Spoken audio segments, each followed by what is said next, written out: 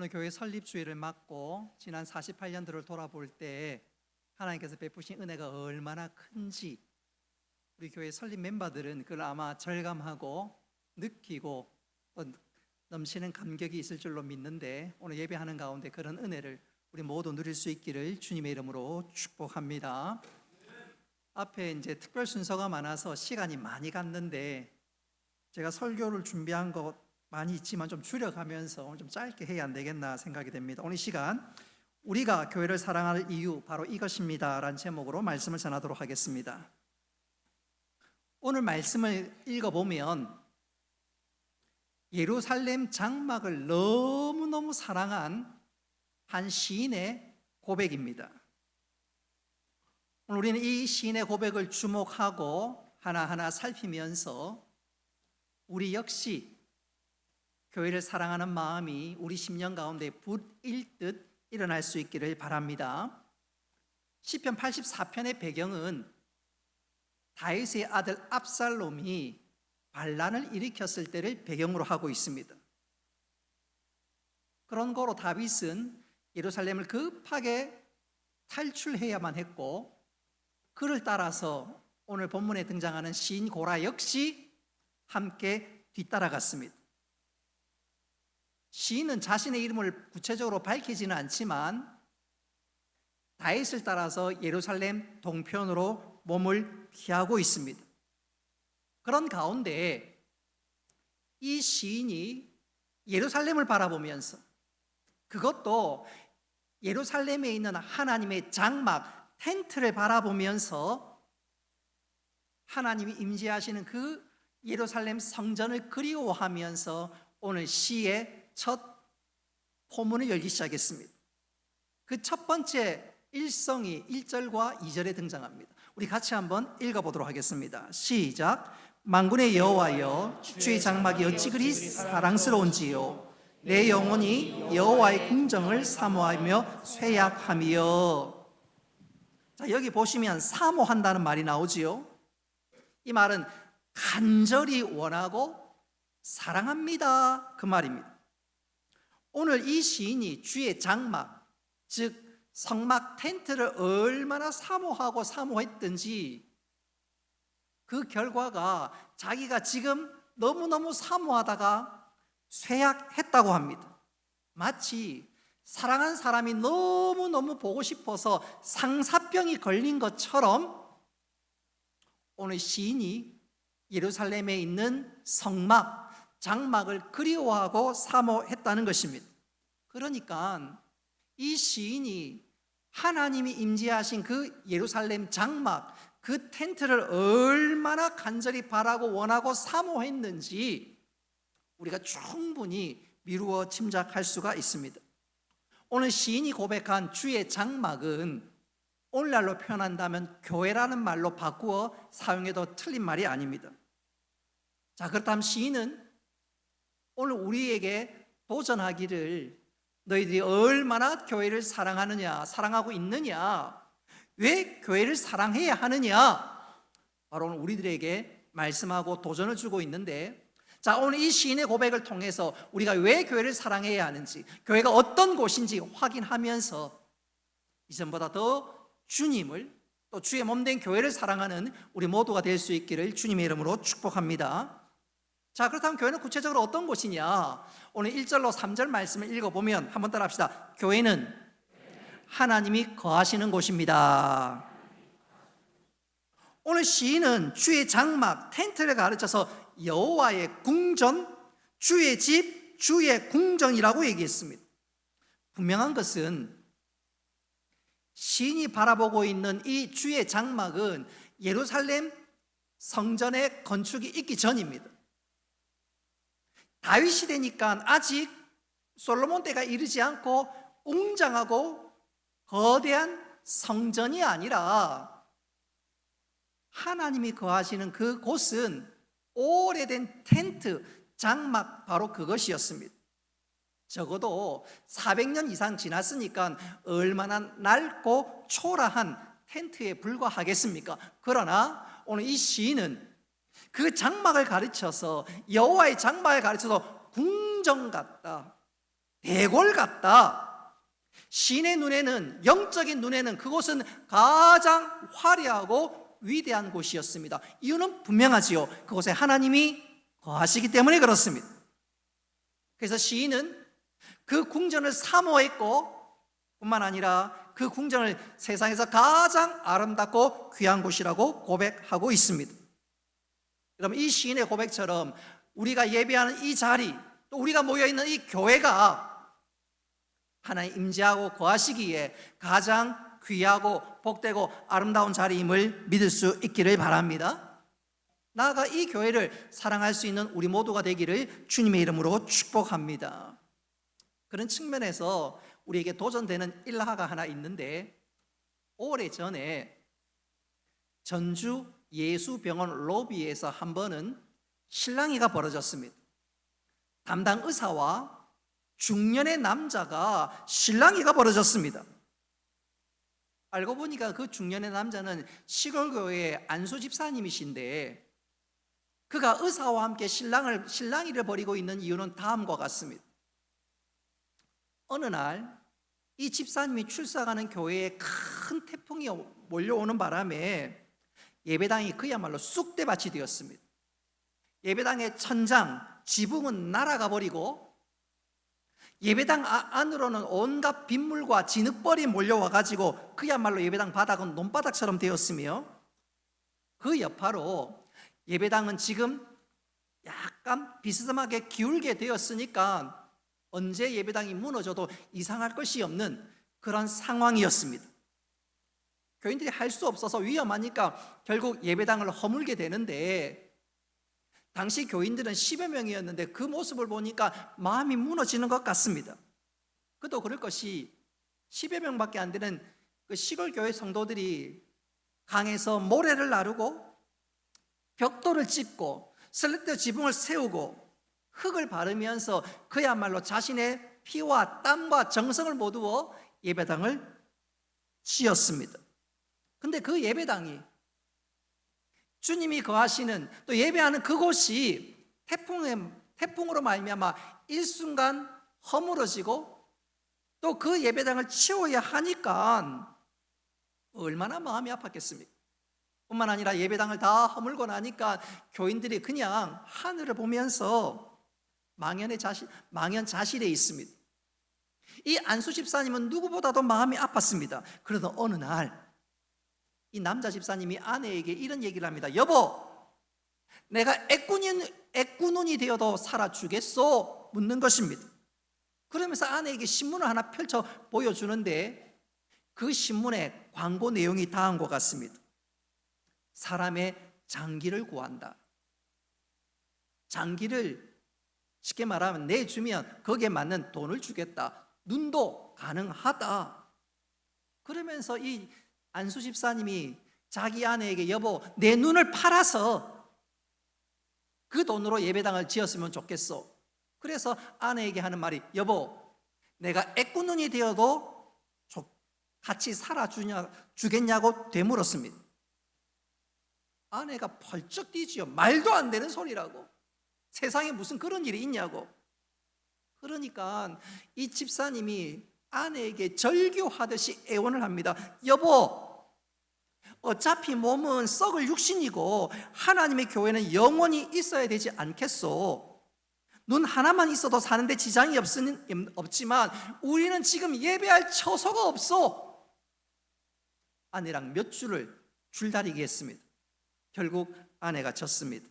그래서 집사님이 신나게 가슴 벅차게 전주 예수병원으로 달려왔고, 그 로비에서 내 눈을 좀 사시라고, 그리고 그 돈으로 예배당을 짓겠노라고. 그래서 담당 의사와 지금 실랑이가 벌어지고 있었던 것입니다. 담당 의사가 그 사연을 듣고 당시 병원 원장님에게 이 모든 내용을 보고했습니다. 원장님은 전주 어느 큰 교회의 장로님이십니다. 장로님이 그 얘기를 듣는데 가슴이 뭉클합니다.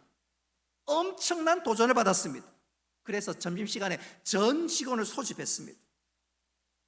그도 그럴 것이 이른 그대로 병원이 전주 예수병원이고 모든 직원들이 다 예수를 믿으니까 자초지종을 설명하고 난 이후에 말을 이어가려는 순간 직원 하나가 손을 번쩍 들더니 우리 모두 즉석 헌금을 합시다.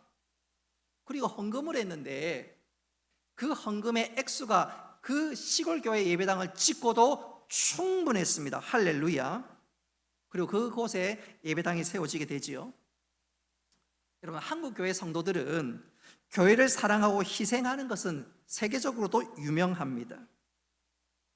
사실 아까 우리 짧은 영상에서도 보았지만 지난 48년 동안 우리 믿음의 앞선 세대가 그런 역할들을 하지 않았습니까? 그래서 오늘 우리가 이 자리에 있는 것 아닙니까? 한번 따라 합시다. 이제는 우리 차례입니다.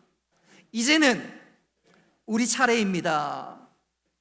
이것을 사도 바울은 이렇게 우리들에게 소개하고 자신의 고백을 담은 적이 있는데 우리 다 같이 골로새서 1장 24절 말씀 같이 한번 읽어보도록 하겠습니다. 시작. 내가 이제 너희를 위하여 받는 괴로움을 기뻐하고 그리스도의 남은 고난을 그의 몸된 교회를 위하여 내 육체에 채우노라. 아멘. 오늘 그 무명의 안수 집사님처럼, 아니 그보다 더 주님을 사랑하고 교회를 사랑하면서 주의 몸된 교회의 아름다운 일꾼으로 살아가는 우리 모두가 될 수 있기를 주님의 이름으로 축복합니다. 두 번째로 교회는 어떤 곳인가 한번 따라합시다. 교회는 복이 주어지는 곳입니다. 교회는 복이 주어지는 곳입니다. 우리 읽은 4절 말씀 같이 한번 읽어보도록 하겠습니다. 시작. 주의 집에 사는 자들은 복이 있나니. 그렇습니다. 교회는 하나님의 복이 임하는 곳, 주어지는 곳입니다. 오늘 이와 관련해서 시편 기자는 아주 중요한 말씀을 우리들에게 던지고 있는데, 내용인 것은 성전에 머물러서 주의 은혜, 하나님의 복을 받는 것도 있지만 하나님이 저를 향해서 나아가는 것만으로도 복이 임한다는 것입니다. 할렐루야.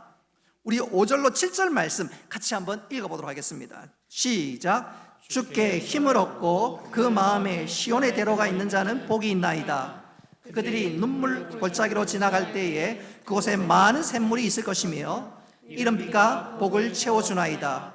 그들은 힘을 얻고 더 나아가 시온에서 하나님 앞에 각기 나타나리이다. 아멘. 보십시오. 성전을 향해 나아가는 발걸음도 하나님께서 은혜와 복을 주신다는 것입니다. 할렐루야. 그런 측면에서 저 경주에서 오시는 분, 부산에서 오시는 분, 넘치는 은혜와 복의 주인공 되시기를 주님의 이름으로 축복합니다. 자, 오늘 성전으로 나오는 게 얼마나 큰 복인지, 여러분, 이스라엘 백성들이 예루살렘으로 올 때, 예배하러 올 때 가까운 곳에서 오는 사람들은 별 문제가 없지만 저 멀리서 오시는 분들은 여러 가지로 어려움이나 위험한 공경에 처할 때가 있습니다.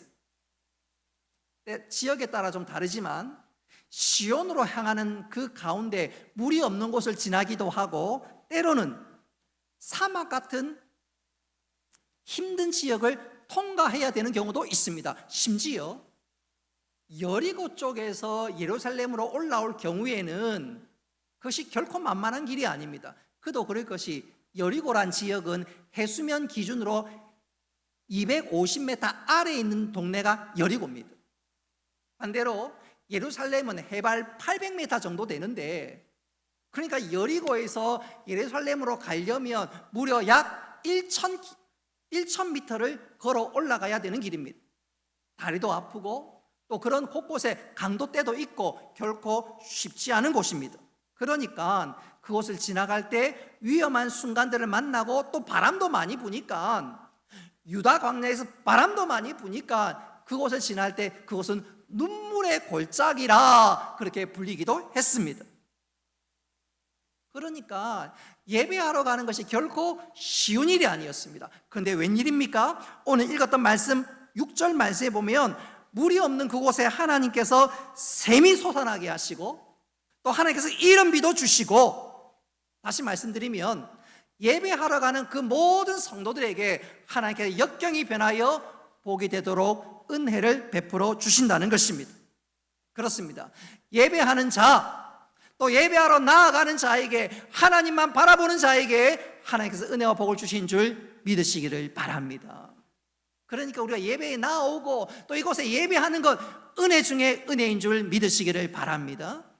여러분, 하나님 바라보고 하나님만 의지하는 것 얼마나 중요한지 저는 이렇게 말씀드리고 싶어요. 우리 울산 바로 옆에 양산이 있지요. 양산에서 지금 제일 주목받는 교회요, 제일 큰 교회를 꼽으라면 교단은 다르지만 양산에 삼양교회가 있습니다. 삼양교회입니다.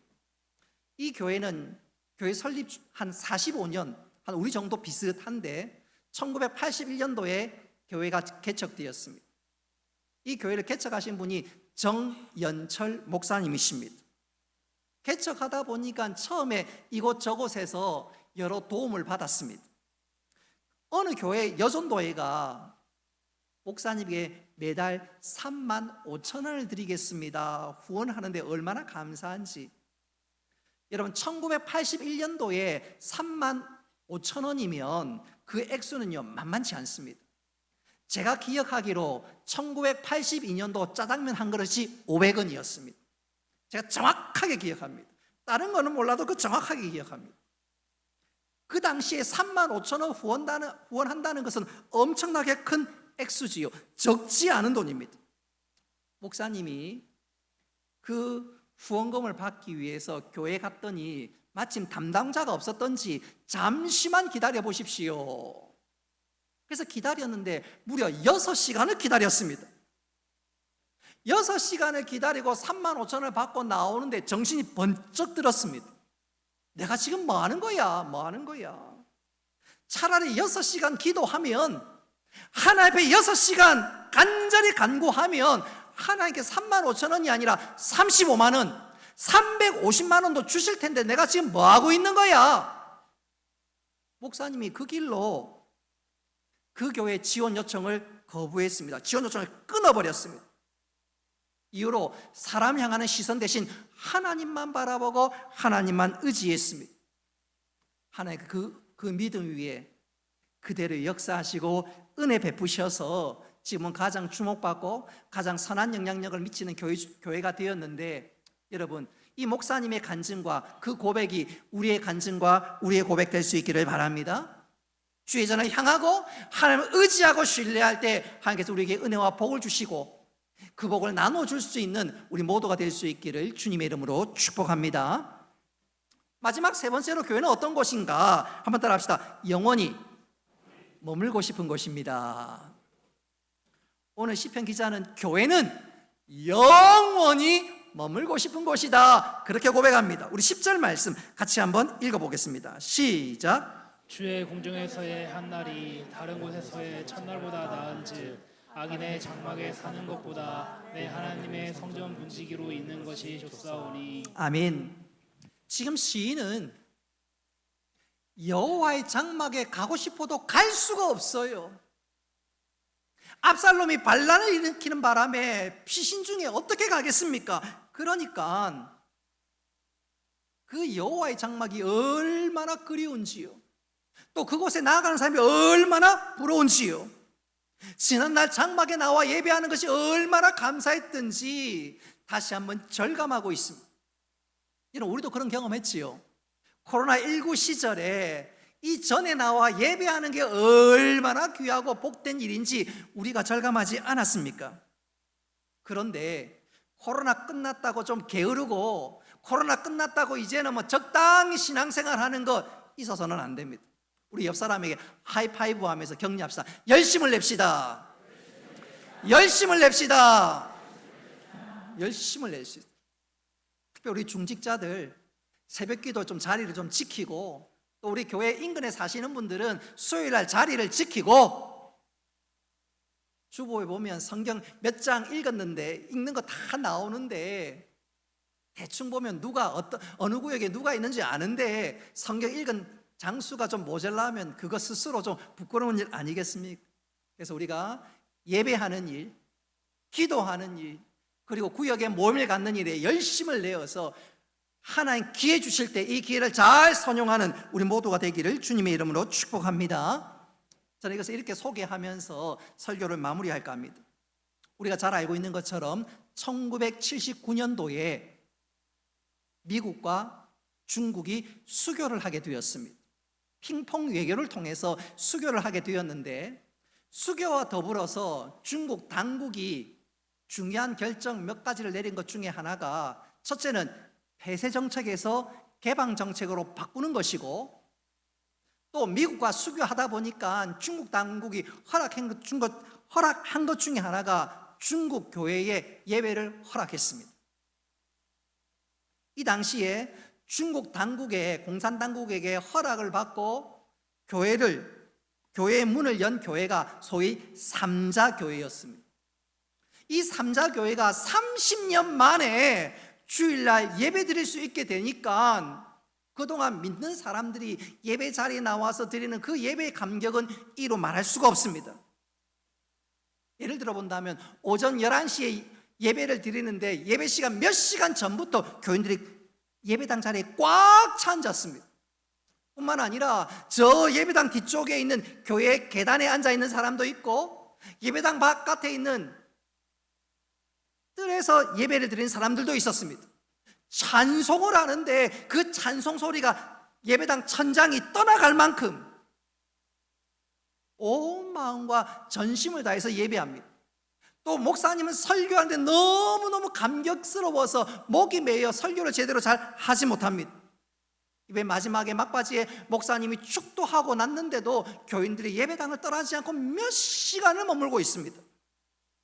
그동안 예배드리지 못했던 것이 내 삶에 있어서 가장 불행한 시간이었음을 뒤늦게 깨닫고, 반대로 예배하는 이 시간이 얼마나 복된 시간인지 절감하고 나니까 몇 시간을, 예배 마치고 몇 시간을 그 자리에 머물고 또 머물렀던 것입니다.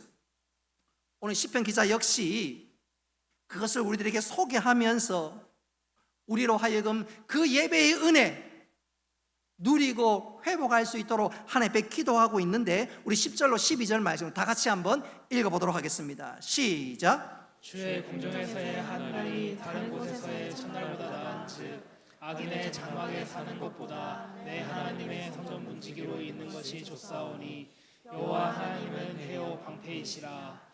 여호와께서 은혜와 영화를 주시며 정직하게 행하는 자에게 좋은 것을 아끼지 아니하실 것임이이다. 만군의 여호와여 주께 의지하는 자는 복이 있나이다. 아멘. 여러분, 이것에 예배하는 것이 복인 줄을 믿으시기를 바랍니다. 주일 오전 11시 우리가 있어야 될 자리는 어디라고요? 바로 이곳입니다. 그리고 이곳에서 하나님 주신 은혜와 복을 누리고 축복의 통로로 살아가는 우리 모두가 될 수 있기를 주님의 이름으로 축복합니다. 이제 말씀을 맺도록 하겠습니다. 오늘 시편 84편의 시인이 하나님 앞에 예배하고 교회 생활하는 것이 얼마나 복된 일인가, 오늘 구구절절히 고백하며 찬양하며 감격스럽게 이 모든 것을 토로하고 있습니다. 오늘 우리는 이 모습을 보면서 우리 모두 교회를 사랑할 수 있기를 바랍니다.